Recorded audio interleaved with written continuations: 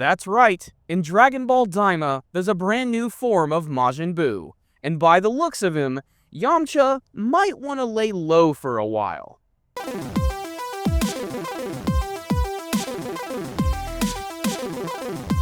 Powerful Nerdcast assembles! Stay dandy, baby.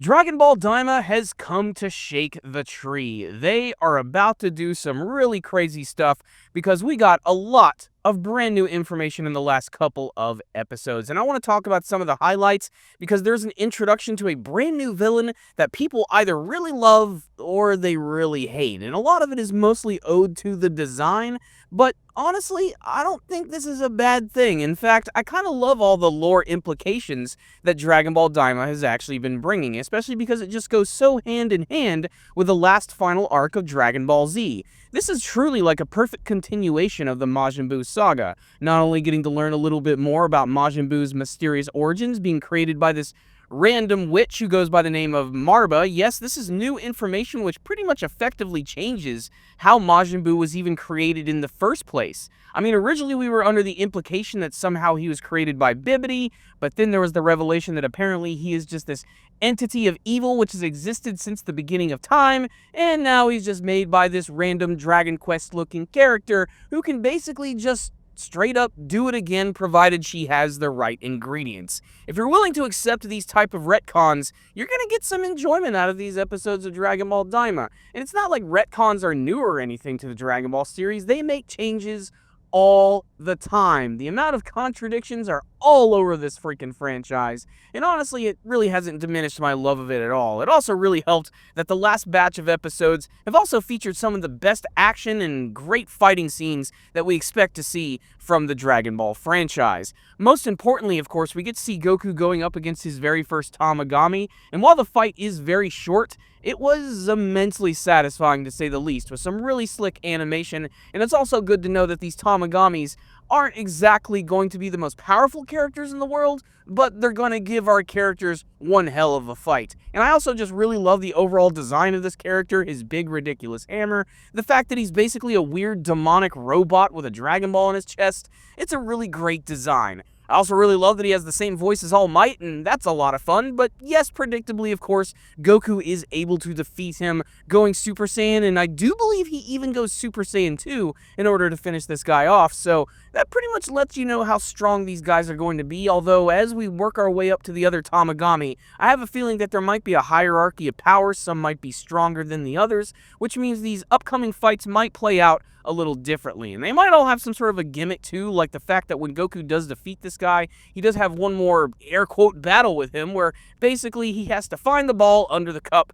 Goku finds it, they get a Dragon Ball, and the adventure will continue.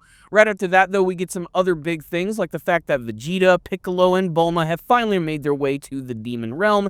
They do eventually meet up with Goku, but they are immediately separated, mostly because they just don't have enough room on that stupid airplane thing, but it does give us an excuse to finally see Vegeta and Piccolo fight against the denizens of the Demon Realm. And just like Goku, yeah, they're pretty much kicking all sorts of ass, and no one is going to stand in their way. But really, the biggest thing about these episodes is the introduction of a brand new Majin Buu, who apparently goes by the name of Majin Cou. Not exactly the most clever name in the world, but hey, as long as it rhymes with Boo, I guess that's the theme that we're actually going with.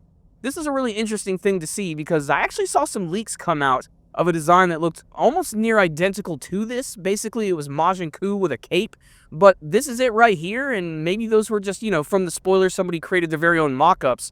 But the implication is that this is not the only form of Majin Kuu we're going to see in the series. We might see a brand new form of him, evolve as the series goes on. There might be an entirely different Majin that he's going to fuse with. It's hard to say, but what's most interesting about Majin Kuu is really his creation.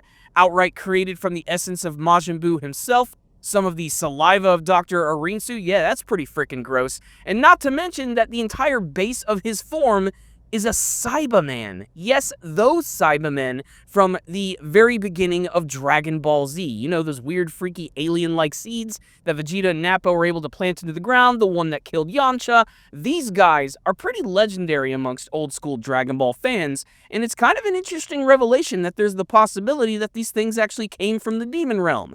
I mean, yeah, they got pointed ears and everything, but where in the hell did Vegeta and Nappa even get these seeds in the first place? Are they that rare? Did they steal them from someone else? Did someone else smuggle them from the demon realm? There's a lot of interesting questions as to how this works, but the point is, we do end up getting this brand new character who really does look like a fusion of both Kid Buu and a Saibaman. Of course, he's missing some of the other details of the characters, but again, this is a composite, and that's basically it. The biggest gimmick of this character being that unlike Majin Buu, he's going to be able to actually take orders directly from his creators, which I do think is kind of cool. I also love how the episode ends with the fact that apparently Dr. Arinsu wants this guy to go after the next Tamagami. She wants those Dragon Balls. Nothing is going to stand in her way, which ultimately basically just seems like she wants to rule the demon realm. I'm not sure if she's in cahoots with anyone else, or if Marva's going to do something crazy, or if her brother is even aware of her ultimate plan, but the fact of the matter is, she's got pretty big ambitions. Again, I also want to speak about this one retcon that I think is kind of interesting, like the fact that Dr. Arinsu was actually around after Vegeta made his big sacrifice so she could collect the essence. It's always weird when you go back and watch a show and you think, I guess that character's just in the background doing something and we never really saw it.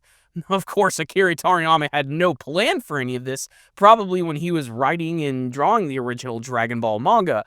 But, you know, that's just what this is all about. This is just opening up some brand new lore implications and expanding on the world of Dragon Ball. And that's something that I still really like about Dragon Ball Daima. I'm going to keep an open mind with Majin Kuu. Like I said, I don't love his design, but I don't necessarily hate it either.